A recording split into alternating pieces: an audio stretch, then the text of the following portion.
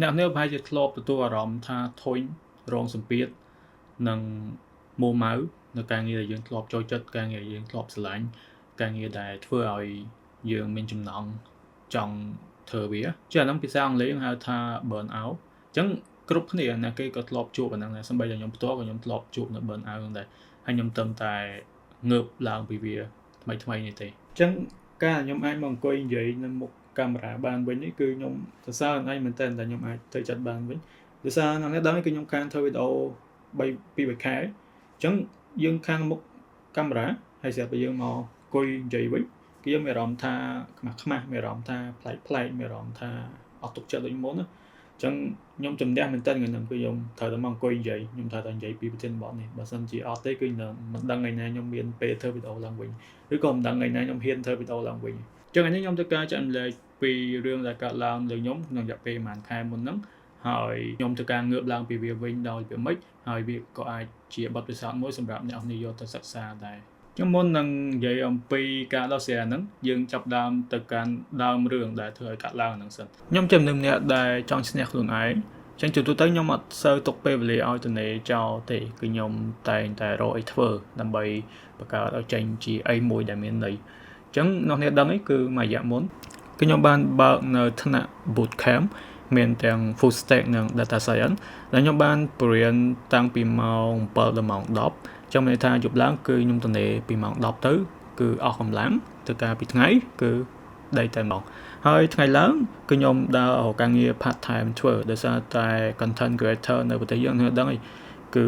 អត់អាចរកលុយពី YouTube ពី Facebook យកមកចំជីវិតបានទេហើយថែមនឹងខ្ញុំមិនជាអ្នក MMO ទៀតគឺខ្ញុំ post វីដេអូ post អីមួយអាទិត្យខ្ញុំ post ម្ដងឬក៏មួយខែខ្ញុំ post 2 វីដេអូអីទេអញ្ចឹងវាអាចទៅបង្កើតជា channel ឲ្យវាទៀងទាត់យកទៅចិញ្ចឹមជីវិតឲ្យបានទេអញ្ចឹងដល់ពេលខ្ញុំដើរបរៀនគឺខ្ញុំបរៀនសាស្ត្រកលខ្ញុំបរៀនមន្ត្រីរាជការនៅតាមសាកលវិទ្យាល័យអីនានាហ្នឹង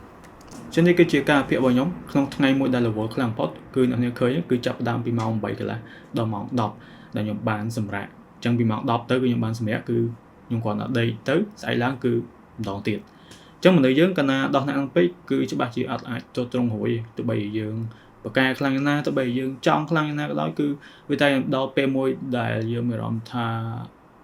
ធុញ stress រ៉ាប់រងលេងរួយអញ្ចឹងនេះជាអីដែលបានកាត់ឡើងតែក៏មានការយល់ច្រឡំខ្ញុំស្រឡាញ់ការបរៀនខ្ញុំស្រឡាញ់ការចែករំលែកចឹងហើយបើខ្ញុំមាននៅ YouTube channel នេះហើយខ្ញុំធ្វើវាបានដល់ប៉ុណ្នេះដែរក៏តែខ្ញុំជឿថាក្នុងដំណាក់កាលជីវិតយើងនៅពេលយើងធ្វើការអីមួយទោះបីយើងធ្វើការជាក្រុមហ៊ុនធ្វើឲ្យខ្លួនឯងក៏ដោយគឺវាតែងតែដល់ដំណាក់កាលមួយដែលយើងមានអារម្មណ៍ថាហត់មានអារម្មណ៍ថាអស់ motivationally ថ្ងៃមួយនៅពេលដែលយើងងើបមកយើងមានអារម្មណ៍ថាអត់ចង់ចេញពី case យើងមានអារម្មណ៍ថាហត់មែនតើងើបឡើងគឺហត់តែម្ដងយើងមានអារម្មណ៍ថាទោះបីយើងញ៉ាំហើយតែយើងមានអារម្មណ៍ថាអត់មានអីក្នុងពោះទោះបីជាយើងចូលប្រជុំអីហើយយើងទៅអង្គុយនៅក្នុងកន្លែងធ្វើការយើងយើងអាចមានអារម្មណ៍ថាមិនដឹងធ្វើអីធ្វើដើម្បីអីហេតុអីបានធ្វើវាធ្វើពីអីយើងអង្គុយចុចកន្លោះលេងនៅលើកុំព្យូទ័ររបស់យើង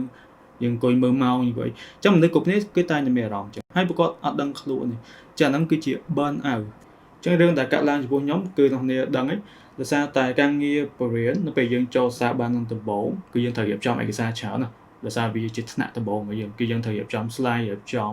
assignment សម្រាប់សិស្សរៀបចំកិច្ចការសម្រាប់សិស្សអីជាដើមអញ្ចឹងវាទាមទារកម្លាំងច្រើននៅពេលដំបូងហើយយើងត្រូវចំណាយពេលបរិញ្ញាទៀតអញ្ចឹងវាហត់មែនតើក៏ប៉ុន្តែនៅឆ្នាំក្រោយៗទៀតគឺវាលែងអីដោយសារយើងមានឯកសារស្រាប់ហើយអញ្ចឹងខ្ញុំបរៀនខ្ញុំធ្វើការខ្លួនឯងបរៀន boot camp អីមកខ្ញុំខ្លួនឯងផងហើយខ្ញុំ enjoy វាខ្ញុំធ្វើវាតែដល់ដំណាក់កាលមួយខ្ញុំភ្លេចបាយភ្លេចទឹកព្រលឹមឡើងជួនកាលខ្ញុំឡងអាហារពេលព្រឹកចោលថ្ងៃឡើងញ៉ាំធម្មតាក៏ប៉ុន្តែយប់ឡើងជួនកាលខ្ញុំញ៉ាំអីអត់ទាន់ខ្ញុំឆ្លៀតដល់ម៉ោង10ចាប់ដើមឡងចោលពីថ្ងៃចាប់ដើមបង្កើតទៅជាទម្លាប់អញ្ចឹងហើយវាបកមកខ្លួនខ្ញុំវិញធ្វើឲ្យខ្ញុំងើបឡើងថ្ងៃស្អែកគឺខ្ញុំហត់បាត់ motivation ខ្ញុំយើងធ្វើការទាំង clean យើងធ្វើការទាំងសុខភាពល្អគឺវាធ្វើឲ្យជន់យើងបន្ថែមគឺវាធ្វើឲ្យយើង demotivate វាកាន់តែធ្វើឲ្យយើង depress គឺយើង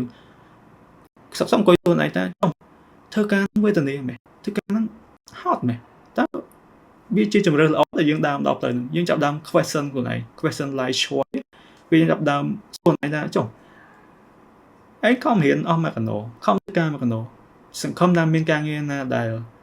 យើងសប្បាយចិត្តតែធ្វើការទាំងហត់ធ្វើការទាំង clean ធ្វើការទាំងអញ្ចឹងអាហ្នឹងវាជា effect ដែលប៉ះលើយើងដែលយើងអត់ដឹងខ្លួនហើយយូរៗទៅវាកើតទៅជាទ្រលាប់តទៅរហូតដែលយើងបាក់ទឹកចិត្តចាហ្នឹងយើងហៅថា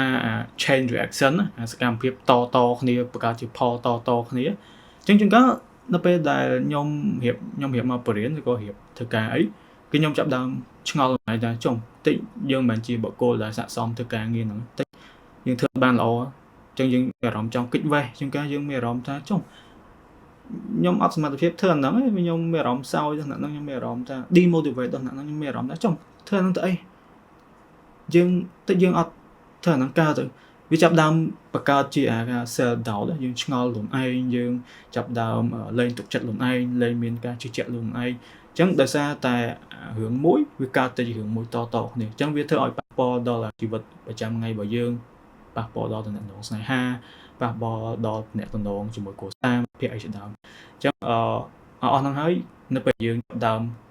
បកមកក្រោយវិញយើងចាប់ដើមគិត awareness ខ្លួនឯងវិញបើយើងឃើញថាអូតាមពិតមកពីអញ្ចឹងយើងត្រូវ